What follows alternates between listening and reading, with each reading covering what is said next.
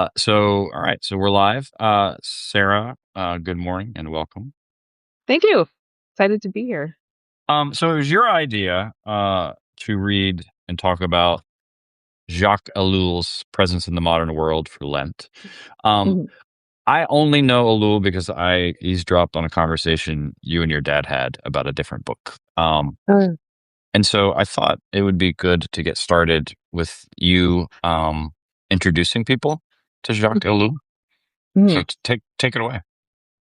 Okay, well, he was a French Protestant sociologist and theologian and a layperson. It seems very rare to have serious lay theologians in the Protestant world. He was most active mid 20th century, and the book that we're talking about today dates from 1948. I found him, I guess I must have heard about him when I lived in Strasbourg, France, some Mm, years ago, but never got around to reading him. And it was one of those things that feels providentially orchestrated that I found him exactly when I was ready for him. And for me, the background is that, um, let's put it this way. My husband Andrew and I are the first generation of parents who grew up entirely without the internet and of course, therefore, also smartphones and social media to raise a child who lived entirely within the era of the internet. And by the time he was old enough for it to matter, smartphones and social media, which meant we had absolutely zero instincts from our own life how to cope with this. And Andrew was the first one who kind of got sensitized. Like, I think there's more to worry about than pornography, which is seems to be all most parents and school teachers up until very recently have been concerned about. And certainly that's a serious problem, but there's a lot more to be worried about. And anyway, so that sort of started us on this trying to figure out, well, tech criticism. I didn't even have a category for that. More fundamentally, I had not noticed technology, which sounds utterly absurd in the time we're living in, but there is no human civilization without technology. I mean, they're interrelated factors, right? So just to be human is to have technology. And maybe at one time it was just the plow or paint on the cave wall. And now it's all sorts of things. And we live post industrial revolution. But for all that I had studied ethics or politics or history, somehow tech as technology, or what Ellul will eventually call technique, as a focal point was just invisible to me. And now it's one of those things when once you take the pill, you suddenly are astounded how how controlling it is of everything in a way that lets you not notice it. And once I started seeing it and started trying to have conversations with people, I realized how hard it is to bring it into focus. So anyway, somehow at that point I rediscovered the fact that Jacques Ellul was also someone who thought deeply from a philosophical and theological perspective about the fact of technology. But for him, it's something beyond just the mechanical or digital items in the world, but what he'll call technique, which I think we could almost define as like one of the powers and principalities, mhm. and then start thinking through the larger question. So for him, this particular book, Presence in the Modern World, it was published in 1948. It's the first one of his I read. I've read several more since then, which sometimes make me laugh out loud in a combination of hilarity and despair that absolutely nothing has changed in the churches since 1948. Or I read one from 1962, which could be a literal description, almost word for word, of the sorts of things liberal Protestant churches in America say in 2025 or 2026 now, I guess. Um, anyway, so I found him to be just a really good guide to thinking through things. And also, this will be my last opening comment is I remember as a kid looking at old movies or TV shows and thinking how funny and outmoded they looked. And now I've suddenly realized that all industrial civilization is of a piece. And Ellul says nothing has changed. We live in the most static era ever, which is a bizarre statement on face value because everyone's talking about novelty all the time. But once I understood what his argument was, I've been astounded even to look at very old movies from 100 years ago now and saying that is exactly the world we live in. Just, the internet is an advanced version of the telegraph. But the Hmm. reality, the way it shapes what it means to be a human, has been static and entrenched because we're all enthralled to this technique that we cannot see. So this is an appropriate place for you to give your pitch or your own personal philosophy in terms of smartphones and social media and whatnot. So make your argument for people. So go right to application, huh? Well, okay, so I'm sitting in this tiny town in Utah using the internet on my smartphone to talk to you. So, one great thing that Ellul teaches you is there's no way out. So you have to think about how you're living within the trap rather than deluding yourself into thinking you can slip the noose. Yeah, I mean, I started using, let me say, first of all, I think, less susceptible to smartphone and social media based addictions than most of the people I see around me. This is not like a virtue brag or anything. It's just like the way my brain works. It does not have such a big effect on me. Even so, when we lived in France, I started using Facebook because I was lonely because I didn't speak French well. And maybe you've heard the French aren't real warm. Once you cross a certain barrier, they are, but it takes a while. And so, I mean, without even thinking about it, I started using Facebook because I was lonely, and like that's it, like right there. That's how it happens, and that's how it doubles down and accelerates. Anyway, I was active on it, but even so, I restricted only to people that I felt like I knew well enough in real life that I could, they would not misunderstand my sense of humor. And I would often send apologetic emails to people who wanted to friend me and saying, like, here's why I'm not friending you. And like, which is totally against the etiquette of Facebook, at least at the time. I quit Facebook the first time, the day I was walking back home and realized I was formulating in my mind some pithy observation of my day to put on Facebook. And I suddenly said to myself, I am not living my life. I'm plundering my life for Facebook updates. And it just like, it revolted me so profoundly. And we were about to leave Strasbourg. So I was like, okay, when we leave Strasbourg, and we thought we'd be back in the US to stay, and I don't want to broadcast my reverse culture shock. But I was only off of it for, I don't know, less than a year. And then I decided for marketing purposes, for my work, I should go back on. But this time I was going to go back on, as the celebrity version of myself. So, but then I discovered you can't do it for free. You have to like have a group and you have to invite people and then get your marketing updates. But then if you really want them to, you have to pay. And the whole thing just stunk so badly. So I got off a second time and then I decided this is it. And then I think I started reading Jaron Lanier, who's a more contemporary, there at the beginning of Silicon Valley revolution, tech critic. And he persuaded me that I do not need social media in my life. So that was the end of it. But then, I do other tech things like podcast and I have a website and we're talking on Substack. So it, I think what it made me realize is that the juggernaut of technique wants us to do everything and always assume the good and never see the bad. And I think the terrible truth of nearly everything is everything has to be evaluated on its own terms. So Hmm. I've made a certain set of decisions right now. Um, but like I even just took my messaging app off my phone because I realized that text messages have so little human context. They were just leaving me in a perpetual state of anxiety trying to interpret, 4 words or 5 words, or, I haven't heard from this person in a while and it's this, or, it's Hmm. like texting sort of functions like someone's in the same room as you, just saying a passing comment, but it's not that. it's just, Hmm. identical font letters in a sequence on a little tiny screen. And I don't know, it was just inhuman. It was messing me up. So I just got rid of it. So I'm a little more ruthless about cutting things out. But I no longer believe the any good fallacy. As long as any good comes of the tech, then all of its evils can be excused. I'm Yeah, that's. well I beyond mean, that. yeah. I mean, I think to bring it back to Ellul,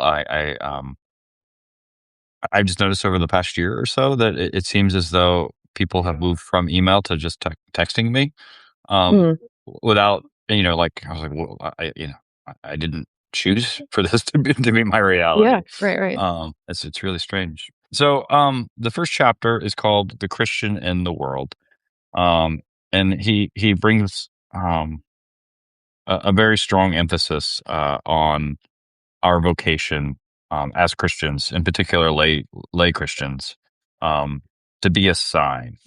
And he turns to the Sermon on the Mount. Can you talk a little bit about for folks what the move he's making in the opening pages here? Right. So I thought this really hit me when I first read this book in a really powerful way because I'd been trying to think through the question of like, what does it mean to be a witness in the world that isn't performative good works and frenetic activity? And as Hmm. I look at churches, I think people are utterly exhausted for lots of reasons. But one of them is because being a Christian in some meaningful way is defined as activity. And what Ellul tries to do is shift the focus from actions, but also not get caught up in the, well, as long as what's in my heart is okay. That's kind of the other alternative, rejecting both of those and saying the principal purpose or the principal form or shape of Christian witness in the world is to be a sign. And that shifts it because it it entails all of you, and yet it is not so it's not so defined by activity or behavior. So he specifically calls out three scripture passages. You are the salt of the earth, you are the light of the world, and I send you out as sheep among wolves. And those will be Hmm. developed as the course of the book goes on. But what he does is he takes them very specifically. He even says, don't take these as just pretty words or simple similes or metaphors. These have a very specific content that we can think through. So, for instance, salt of the earth, he says, which I'm sure a lot of Christians don't realize, but when Jesus says that, he's alluding to the covenant of salt from Yeah. Leviticus. Yay, underrated Leviticus. Um, but, of course, if you only eat salt, you will die and it will taste bad. You need the salt to make everything else taste good. And so that's kind of the idea behind the covenant of salt. And then what Jesus means by the salt of the earth is that you are what gives flavor to everything else, makes everything else um, have its true value and have its true value be recognized. And he even, Elul makes an interesting statement. He says, if Christians are not living as a sign of the covenant of God with his creation in the world, then the world on some deep level feels itself to be rudderless, directionless, empty, and void of meaning. And that's for the very specific reason, not just for like lack of information, but because the actual covenant is not being lived out. That is the Yeah. specific calling of Christians. And I think that's the first really, for me, really remarkable thing about Elul writing in, I mean, he's writing in Christendom even more than, North America is, that he is not asking Christians to absorb the world into themselves or to be like the world. And I find so much of whether it's like right wing evangelical or left wing liberal Protestant in America is so eager to be one with the world, either by like converting like the state or the economy to Christian ways, or making sure that we're figuring out what's good, like Elul says, and blessing it. And instead, he says, like, we're actually different. We're set apart. We are called out, ecclesia, or we're holy in the old sense, the original sense of being set apart, something different. And so that's the sense of being salt. Not everything is supposed to be salt. But if you are called by Jesus Christ as a Christian, then your role is to be the salt, to be the presence, like the embodied presence of the covenant of God with the earth. And it Yeah. like it travels in your body with you wherever you go. Yeah, so he just I'll just read that paragraph. To be the salt of the earth refers specifically to Leviticus 2:13, where we are told that salt is the sign of the covenant. This means that Christians stand before humankind within the world's spiritual reality as a visible sign of the new covenant that God has made with this world in Jesus Christ. Christians must be a true sign. However, their life and words must manifest this covenant to humankind. Otherwise, the earth feels itself bereft of covenant. It no longer knows where it is headed and lacks any possible self understanding or certainty as to its preservation. This fact of being the salt of the earth is the primary way by which Christians are involved in the world's preservation, much more than by any material activity. I think, I mean, he's making like an astonishing argument that the what's wrong in the world is that Christians aren't being Christian. Yes. um, Yes. I think so. And also salt in its preserving, he doesn't really develop it, but implicitly, salt, one of the roles of salt in food preparation is to preserve things. So the world is not preserved by more and more frenetic activity or technological sophistication. It's preserved by the salt of the covenant, which is Christians scattered throughout the earth, preserving the connection between So God and his world. yeah, and then so then the next move he makes in this chapter is to talk about the laity, um, which reading this, I it made me think about to what extent do I um, preach in a way that sort of suggests implicitly that the laity's primary role is to participate in the life of the church, to be a Christian rather than to be a Mm. person in the world. Um, Mm, so, mhm. so talk about what he's doing by pointing to the laity here, especially. Yeah. Well, I'm just going to immediately shoot off in my own direction here with what this made me think about, because as I have been in the call process for my next congregation, I've looked at a lot of church websites, read a lot of churches' self descriptions, and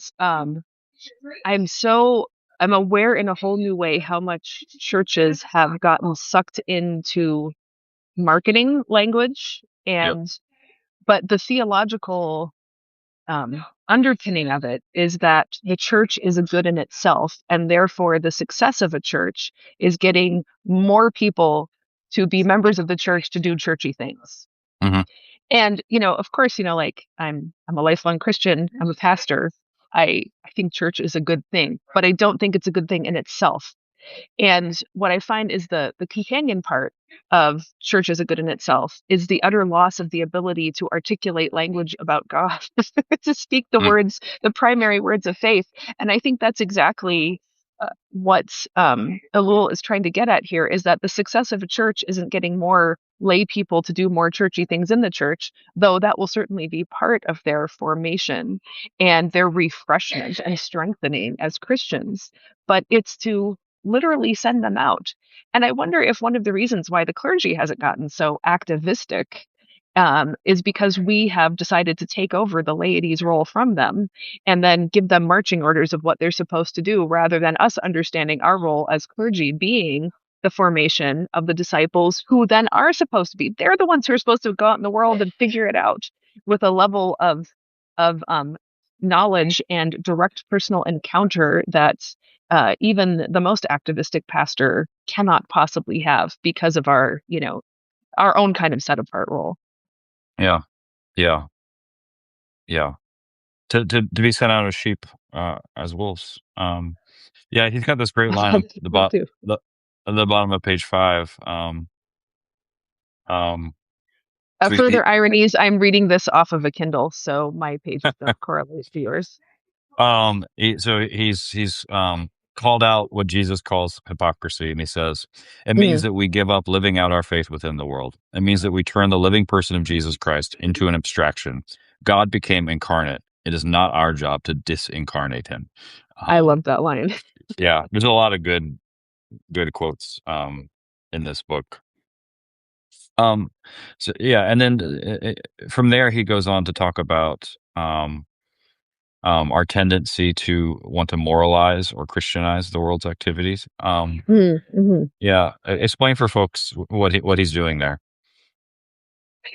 So, what he seems to be noticing in his time and place, which certainly matches my own experience, is that um, the church has the people in the church, let's say, have a peculiar eagerness to prove their worth and value, not through their covenantal presence, but by just getting involved in the world's activities, just like anybody who wasn't Christian would get involved in the world's activities. But by being Christians there, then we're, I don't know, offering our special sauce or Hmm. fairy dust sprinkled on top. And so what he describes is people going about and kind of looking, okay, what is the world doing? And then we find what we shallowly usually, maybe with a little more depth, try to say like, oh, this is something the church should back because yeah, he gives this horrible quote from a Catholic French Catholic magazine saying the washing machine could be the salvation of France, and just that a Christian magazine would use the word salvation unironically, talking about the washing machine. And don't get me wrong, I'm glad there are washing machines, but it's definitely a case of letting the world set the agenda and then the church deciding what to bless, which means that the reference point is never the gospel, and it is never your covenantal status of baptism within the church, but always the thing that you add something extra to. And I mean, I'm sure you've seen this too, Jason, how pathetically churches chase after power and recognition and helpfulness. And again, Ellul's not going to say he's very opposed to the idea of withdrawing from the world, but I think on some level he says Christians have lost not only their identity but their dignity as something that is not Mm, just another participant in the world's grind. And of course that also means that as soon as churches or Christians get involved in blessing something of the world, it means they're incapable of accepting any critique. Like again, the any good fallacy, we see this good. I could say some things about what the lockdowns exposed about Christians' true commitments. I don't know if you want to go in oh that yeah, direction. no, no, no. My mind already went there. So yeah, go for it. Okay. Well, all right. So let's just bracket discussion of the virus itself. Okay, and the illness. I think, and I was in Japan when this happened, so I was in a different set of constraints. So I'm just going to acknowledge here that I was not in the U.S. and going through exactly what U.S. churches were going through. We had a different version of that in Japan. But it seems to me that what the the lockdown strictures exposed as an already existing set of commitments in most churches was that it was more important um, to obey the state stricture against any possible infection than to insist that Christians had not only the constitutionally given right, but the God given command to worship as an assembly on a Sunday. Hmm. And so I think that just meditating on that, whatever you want to say again about the reality of the virus, the danger of the virus, the fear mongering that took place legitimately, all the things, how people's opinions changed depending on which president it was at which point in the whole lockdown process. I was really struck by the obvious good of closing down churches. Not just saying that people didn't have to come if they were concerned legitimately or not, but just we are going to decide for you that we will not worship as an assembly on a Sunday. That was the overwhelming decision. And then the immediate, in its succeeding upon that, is every church turned into its own broadcast studio and started live streaming because well, we have we have a technique to deal with this. Yeah. And again, I have strong feelings about worship in the body, which is an absurd thing to say because what else could it ever have been until this technology was invented? But the fact that there seemed to be never a thought of like um, of the technique, the technology requiring any reflection. It was just the obvious good. This is how we deliver to people the product of worship. And that's what became more and more clear to me is that worship itself was a product and churchgoers were consumers. So we just find a new system for delivering the product to them. And for me, the apotheosis of horror here is virtual communion, which is not a thing, but the idea like, well, now we have communication technology, so we can do it because you have your bread and wine product at home, or maybe your Pepperidge Farm goldfish and grape soda product at home, and as long as you just hear, I don't know, an ordained person's words through your communication technology in the general presence of your food products, then voila, it's the body of Christ, it's the sacrament, it's everything. And so again, it's not as Andrew and I were talking about that he made the good distinction. I don't want to call a lockdown or all the stuff around that causal. I think what it was a massive exposure of how much um, internal spiritual collusion there already was with technique as Ellul means it. That as long as we can come up with a technological solution, it's still the same thing. Hmm. And I think one of the things that struck me during that period was the incredibly precise um, regulations that came to us from the bishop on a regular basis about how far people could sit away from each other and Mm, and it was all it all sounded like public health middle management, not not Christian speech. right. And so, yeah, so it like this reliance on technology and expertise outside of the church. I think, And it I did think for reveal how entangled we were. Yeah, and I think what Elul would say is this is exactly the programmatic good works that we're all constantly yearning for because it tells us we're good. Like Mm, when his discussions there about ethics, and he at first sounds highly relativistic, and then says that what he's not being is relativistic. He's saying that no single Christian is absolved from the agonistic struggle of ethical duty in their own lives. That's why you cannot have a programmatic ethic. And I can think of so many areas in which contemporary American Christians have happily abandoned any kind of programmatic ethics for their lives. And yet you offer them, COVID-19 social distancing regulations, and they are not just obedient, they are patrolling and hmm. surveilling and condemning those who depart from them. And so, I mean, just talk about like a reversion, or like the something rushing in to fill this void of and actually any kind of abandoned duty of oneself, one's discipleship before the Lord. Suddenly there was this very clear way. The way I can be a good, compassionate neighbor is to shut down the church, right? And keep away from my loved ones and all the other things. I think on some weird level, it was a deep relief in a time of such massive uncertainty about how to be good, how to be Christian. As Elul says, like we live in a time where we are so aware that we can never step out of sin because our world is so interconnected now. Like, how could you ever exit any of it? You can't. I think in some way, one of the reasons for the fervid obedience was not just fear of illness, but like, now I finally know exactly what to do to be good, to Yeah, be a good Christian, be a good yeah, neighbor. I think it's right. Um, I think it's absolutely right. Um, so you brought up ethics. Explain. So he wants to. Not, he doesn't want to. He does. Um, he posits ethics as both apologetic and temporary. Mm, Um, yeah. yeah. So kind of help people understand that, because I think I've been reading a lot of Bonhoeffer on the commandments in relation to Psalm 119, Mm, and I think a lot of Christians think that we have certain universal principles that are given to us, that we have to apply in all circumstances everywhere. mhm. And Ellul is giving us a different way of thinking about Christian ethics. Yeah.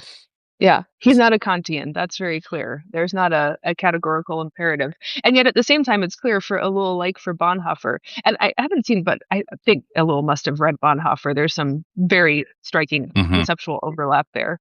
Um, but I mean, it's clear that Ellul thinks that there is very specific content to what a Christian does, what a Christian obeys, what God's will for the world is. So in that respect, you can describe and you can give content and you can give examples.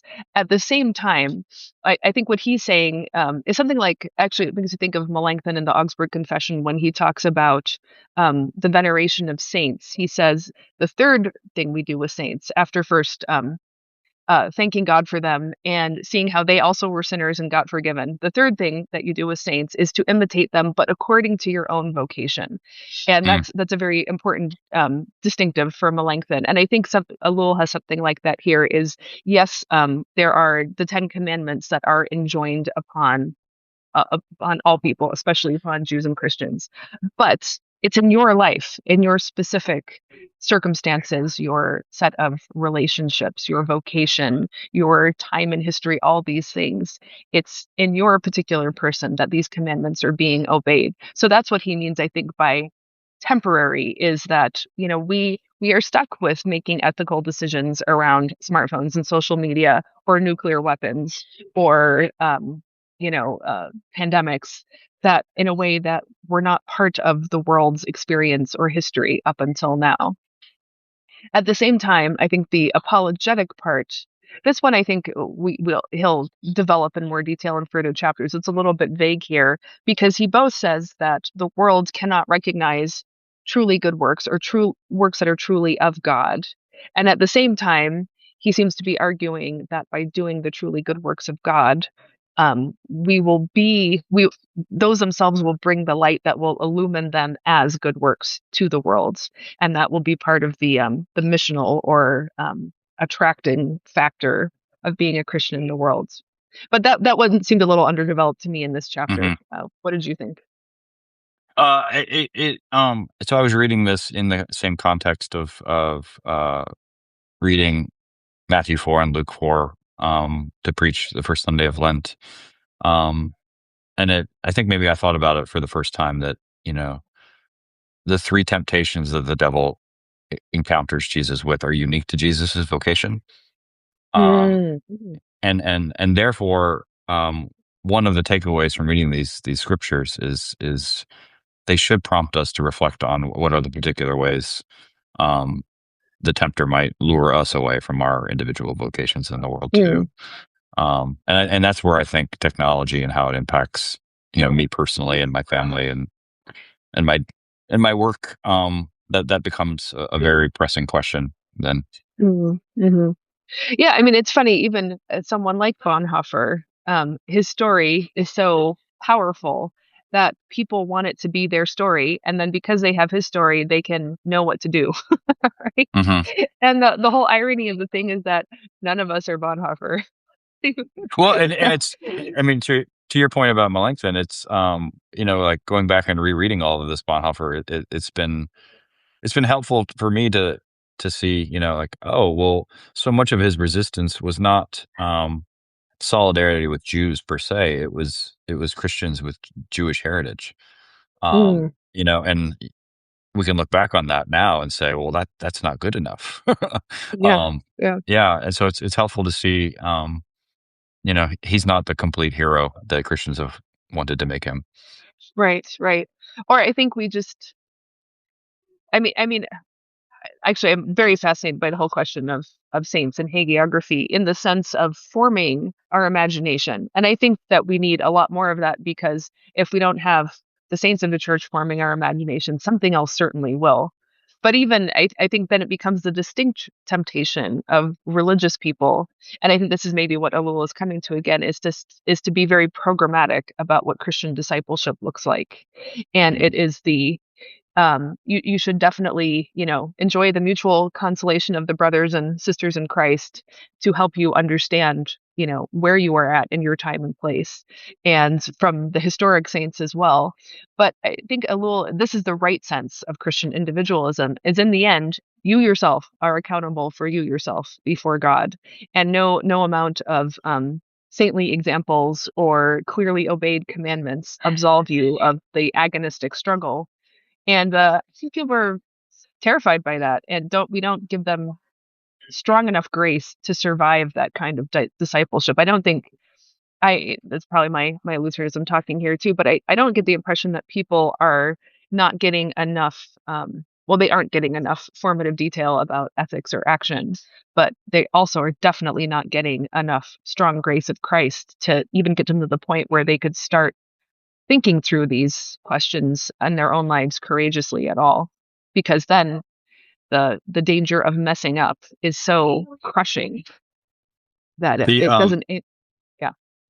Yeah, maybe I've ranted about this to you, recently, but, in the fall I was at a clergy gathering, a district clergy gathering, where, the person in charge, um, put up, uh, without any self-awareness, put up a photograph on a PowerPoint slide of a late 19th century factory.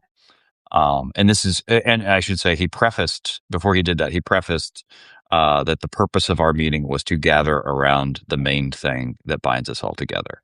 And I was like, oh my gosh, he's going to talk about Jesus.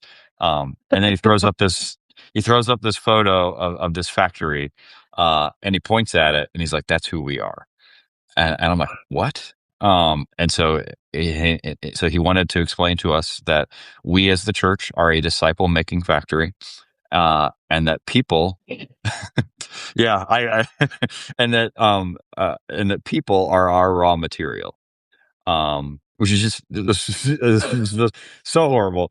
Um, and I bet then, this is someone who hates colonialism too. oh gosh, and then he wanted to, we were supposed to go around the room and talk about, what our disciple making programs were in the church, and I was sitting there thinking, like, you know, it's really telling that if I answered like the Eucharist, that would be deemed an insufficient answer.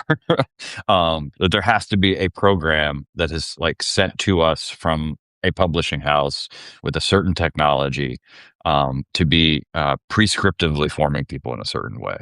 And it just filled me with despair. Yeah, as it should, as it should. Oh my gosh. I mean, so this is exactly Ellul in his other works develops more specifically the idea of technique. And so this is the discovery with the gradual rise of Enlightenment, hypothesis-driven experimental science, and then the Industrial Revolution. And whatever people say, we are still entirely living in the reality of the Industrial Revolution. But and this is just the most perfect example of how every good and evil in this fallen world are intimately related to each other, because industrial revolution existed to solve real problems of real things like illness and starvation and weaving fabric and sewing it fast enough to keep people clothed. Like, these are all real things, but the discovery of how to do that more efficiently and drive down prices, which again historically you can see all kinds of goods at that. It's the it's the spiritual logic of it that where we have been so wowed as the human race at what the Industrial Revolution has done, is that we kept saying, well, where else can we apply it? Where else can we apply it? So if you look at something like, the classic anxious bench of Charles Finney in the revivals of America, I mean, that is exactly an application of technique to the spiritual realm. Yeah. Like, that was his disciple making factory, right?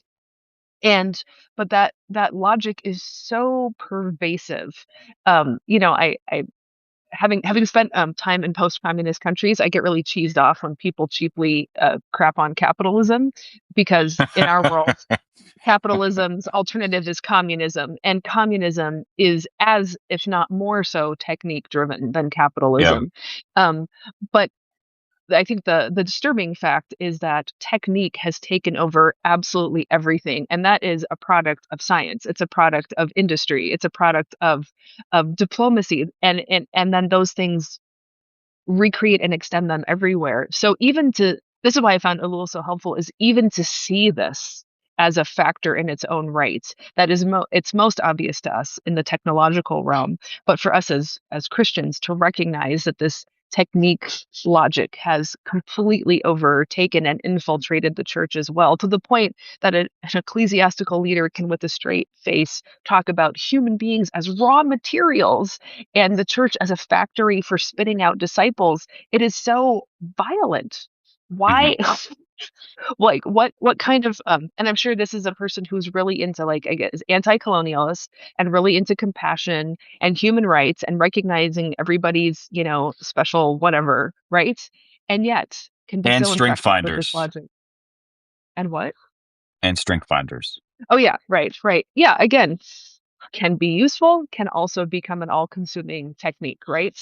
So I And think just I think recognizing the thing. I think what really bothers me behind, this language of programs and discipleship and technique, um, at the expense of word and sacrament, is it really does. it really does strongly suggest that a lack of belief in a living God. Yes, yes, absolutely. No, I think most churches do not believe that God is alive and active, and least of It's all through just, his word and sacrament. I mean, the idea that I'm the one making disciples is ridiculous. Yeah, So right, yeah, right. Well, I mean, there is, so I think this is another place where Ellul is helpful because I think there is, if anyone's paying attention, there is genuine distress at how much awfulness there is in the world and how much Christians themselves participate in it or actively cause it, right? hmm And that is a real thing too. And so Ellul is not like, it's not like his asking us to recognize the pervasive logic of technique is going to like turn things around and get us back on the progressive chart to success or anything. In fact, I think the reason why he hit me at the exact right time is because he precisely said there's no way out. So stop thinking that it's either a circle the wagons, Benedict option, or I don't know, Hauerwas, maybe. You know Hauerwas far better than I do. But there is always, for Ellul says, this temptation to pull back and form our own communities. Uh, um, Not in in the separation from the world sort of thing. And Elul says the problem is that spiritual wolfery goes everywhere, and yeah, Christians, as much as anyone, are subject to the temptation to become spiritual dominators. And I think you see it especially in American religious history, precisely because we see how bad the world is. We think if we can form a church that's apart from the world, there won't be any wolves in it. Well, that is wrong. That is not true. Even if you get rid of the world, you still have the devil in the flesh, right? But on the other hand, there is this, well, if we can just like take over the state, take over the economy, take over culture, and then we will make them Christian, and then we'll purge out all the evil elements. And I just I find it such a relief for Elul to say, you don't ever get to dissolve this tension. Like this is the yeah, agonistic struggle of being present as a sign in the world. Is you don't get to fall on an easy side one way or another. And that actually gave me tremendous relief that I don't have to. I think on some level I kept trying to figure out like, well, which side of this tension am I supposed to be on? And just finding out, no, the tension is there and cannot be resolved short of the eschaton. Um, but I think then what that points us to is where he ends up this chapter is yeah, saying that the world has a massive will to suicide. And it's yeah, it's yeah, so stark from everything you've read, for all of his incisive criticism. You aren't prepared for the chapter to end there. But again, just reflecting on the course of my own life, I think I can't kind of came of age at a height of the cycle of pride, with the fall of communism and tech all seeming to be our friend and the very early internet days. And as I look around now in the past 25, 30 years, it seems to me we are cataclysmically in a state of despair that I mean, I think prayer and just pride and despair are clearly a kind of feedback loop anyway. But I think there is, I sort of like feel in the inner yeah. texture of society is this will to despair that Ellul was recognizing already in 1948. And I don't know if, there was an upswing and then a downswing again, but I don't know. Does that make sense to you? Did that Oh, resonate with yeah, you? absolutely. Yeah. Yeah. And you're using the language of despair, but I've noticed in rereading Robert Jensen over the last couple of years, how often he points to nihilism being the inevitable Mm, backlash to the gospel. yeah. And I kind of, now that I've read that so many times from him, I see it everywhere. Yeah, no, but I think it's nihilistic, not in a, there's like prideful nihilism and desperate nihilism. hmm And I think I think we've moved towards a sort of desperate nihilism. Yeah. And then of course that's doubled down by like, I mean, I don't believe there's going to be artificial general intelligence. I think that's a lot of hype. However, the fact that so many powerful, talented, smart people are investing truly their hopes and their deluded ethic of good for humanity in silicon and this transhumanism of disembodiment. Just the Yeah, it's so suicidal. Well, And and suicide is being actively defended now, with assisted suicide becoming more and more seen as a positive good. Even the fact that we're not allowed to say commit suicide anymore because that has legal implications. We're supposed to say died by suicide, which is first of all bad English, but also is collaborating and trying to get away from the idea that it's a crime in order to make it not a crime, in order to accelerate the access of people to suicide. That's what I see happening. So it's both literal suicide, but then this larger project or this larger infection of despair. hmm, yeah, so I don't want to make this like join us for Lent and hear Sarah and Jason rant. But um but We do um what we do best. but in the same way that like my denomination and I think yours too, like immediately went to virtual communion without any sort of ecumenical discussion about the Mm. theology that would undergird that. I feel like it took 5 minutes for my denomination to start offering kind of conferences and books and lunch labs about how to Hmm. use AI in worship planning and preaching and um, it's just no reflection. It's just let's adopt the next thing without There thinking were about. some voices pushing back in the ELCA and the larger Lutheran family on virtual communion, and I'm glad that those exist at all. As I've traveled around the U.S. a lot in the past year, there are so many congregations that do it who either didn't listen or didn't care about any, and hardly a strong fan of obeying ecclesiastical authorities one way or another. but yeah, but it's interesting just I think you were telling me about using AI to like compose liturgies and sermons. Like, I Hmm. mean, what a despair expression of despair that is about preachers saying like you could just be replaced by a robot. You don't need to be there. And I think I've come over my years, especially doing theological work with people who are already pastors in the pastoral ministry, not at the seminary level, is having a much more renewed appreciation of the reason why we have an ordained ministry is because God places a specific living human being among this specific group of living human beings in order to pay attention to their very specific reality as a congregation in this place, in this time, composed of this very specific set of people, in order to know how to speak from the gospel to them. There is like Lowell would say, there's a common body of teaching around the commandments or the content of grace and the gospel, but how to speak it in a way and to where people are at specifically, that is not something that the reversion to the mean AI algorithm can ever give you. It can only give Yeah. you a very bland generic version. But I think that means that like with the disciple making factory, probably seminaries have become clergy making factories, and they want just factotums to do the same thing that you could be replaced by a robot.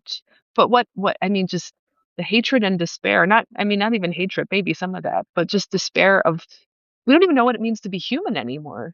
Hmm. Yeah, and I think a little how by framing it in terms of by unthinkingly adopting these technologies, you are participating in the world suicide. Yeah. That puts it in a more grave frame. Yes. Um, Grave. so he ends this chapter, probably like the most controversial thing that he's written here. He has a particular assertion about how Christians reacted to Hitler. Um, Oh yeah. Yeah. so can you summarize that for people and try to help them understand what he's saying? Yeah, so he specifically calls out Hitler and his movement as satanic and demonic. And he specifically says, of course, it had to be fought by force of arms because that is the world we live in. However, he says, if we had been real Christians, we would have prayed seriously, and prayer would have been our chief tool or technique. And we would have had confidence that prayer would do it. And instead of that, we Christians just immediately blessed the fight against Hitler. For a French Protestant to say that in 1948, that is stunning. I was completely floored by that. Yeah. And I had to say to myself, like, would I have thought prayer was enough? No. Would I have even remembered to pray? Probably not, or just, when I was in the foxhole or something.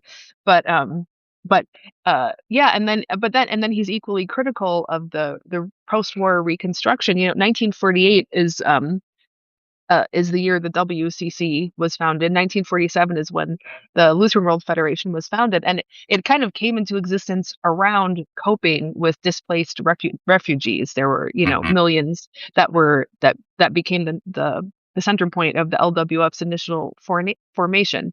Ellul himself is a reformed, but anyway, the point being simply that. Um, Doing this very good and necessary work of caring for refugees after an unbelievably destructive war. And even so, he says this is just another case of us running after what the world is doing. This is not actually a particularly Christian act. And I think that's another thing that I find again is so many Christian, especially again in our more liberal Protestant world, just want to appeal to ethics that like any human being who has been raised in Yeah. civilization is basically going to agree with. It's like if you want Jesus to be your distinctive moral teacher, you're going to be disappointed because he's not that distinctive. I mean, there's some, but there's lots of other things shared by the rest of civilization because that's what keeps human beings from completely falling apart. Um, but yeah, I again just coming from a French Protestant in 1948. Yeah, but like his account, it does help explain why the Second World War was followed by the rise of civil religion in America. And that he says that the result was the material world was triumphant, but the church was spiritually vanquished. Mm, And so it does help you see how secular the church is as a result. yeah. And it's not like fascism went away. I mean, we're not really taught this, but for example, Portugal and Spain went through severe fascistic episodes in Western Europe after the Second World War. And of course, the entire Soviet bloc we call them communist rather than fascist, but if the word is totalitarian, there has been a massive, I mean, to me, the ongoing um, spiritual temptation is totalizing. Totalitarian sounds, we have a very specific image of that. But if we talk about the world's, in the theological sense, the world's urge to totalize, so that the world is everything and consumes all of our attention, and therefore our discipleship can't even get an elbow in to say a Hmm. word. The totalizing element has not gone away. And again, Christians chasing after wanting to have, I think that what I see is whether you are a mainline liberal Protestant or more right wing evangelical Protestant in America, or an integralist Catholic, or whatever. It's all about getting a piece of the power and saying, Yeah. as long as we have a piece of the power, then we won't be snuffed out. And I mean, that's a real concern. There are places where the church has been snuffed out by totalizing power, but I never see any serious reckoning with how it corrupts the church to be a participant in this power. Well, maybe the Anabaptist traditions have more resources there, but for Ellul, the separatist instinct there is what makes those dangerous temptations in their own right. But again, the whole point here is that you cannot escape the tension. You cannot find the right place to land. That is not what is given to us in this life. Just so we're coming up on an hour. I just want to give people a taste of some of these quotes that I think are really really good. So he says Christians can always strive to do good works and exhaust themselves in religious or social activity, but this will signify absolutely nothing if they do not accomplish the one mission that Jesus Christ charges them with, specifically to be first a sign. We cannot make this world less sinful. On the other, we cannot accept it as it is. He says God is not preserving the world on the one hand and saving it on the other. He is preserving it by saving it, and he is saving it by using this preservation. The fact of living in the world, which we must not evade, is a scandal for our faith. It must be and remain a scandal. To say this is to play into the hands of the princes of the world. Um, yeah, I think you're Lutheran. One of the things this chapter had me thinking is he's really pressing for on an individual basis for Christians to discern what their particular vocation is. Hmm. rather than to rush into the world and find a way to save it, or to Hmm. participate in those who posture that way. Yeah. The make the world a better place. I've decided that phrase is actually blasphemy. Because we are not in a position to know or to judge what makes the world good or better. What we're called to do is faithfulness in our own very specific vocations, and of course, in conversation and connectedness with other disciples and with the whole world. But yeah, there's no easy place to land here. But I find that admission to be kind of a relief of the exhaustion of Mhm. trying to figure out the right place to be. So to end, Sarah, how would you help people understand um, this book and this chapter in the context of journeying towards Good Friday and Easter? Hmm. Well, he's pointing us, it's saying that we're already salt and light, but he also is pointing out Jesus sends us to be sheep in the midst of wolves. But Ellul adds a specific warning of our temptation to become wolves, that nobody ever signs up to be a sheep. Not really. Hmm. Even in our weird culture right now, being a victim is a way of asserting power. And I think since the journey to the cross for Jesus is the ultimate trek from ultimate power to none whatsoever, to being completely non-agential and completely passive in the passion, which is what the word means. We, because of semantic drift, we don't actually get that now. I think just the maybe the self-examination that Lent enjoins is, how have I fooled myself into thinking I was a sheep, but have really been acting like a wolf? And what would it mean to step away from my wolvery at risk of becoming, as he says, an actual sacrifice in the world, not an atoning sacrifice or reconciling sacrifice, but a sign. I think he means something like, he'll develop this more later, is if you carry Christ, who is the paschal victim, in you, then by putting yourself out in the world, you are putting Christ's sacrifice out in the world and therefore making yourself susceptible to possibly being sacrificed. So it's either that or to become a wolf. Terrifying. Yeah. Well, Sarah, thank you for suggesting this, Great. Yeah. Well, I'll look forward to continuing next week. and enjoy your road trip. Thank you. Thank you.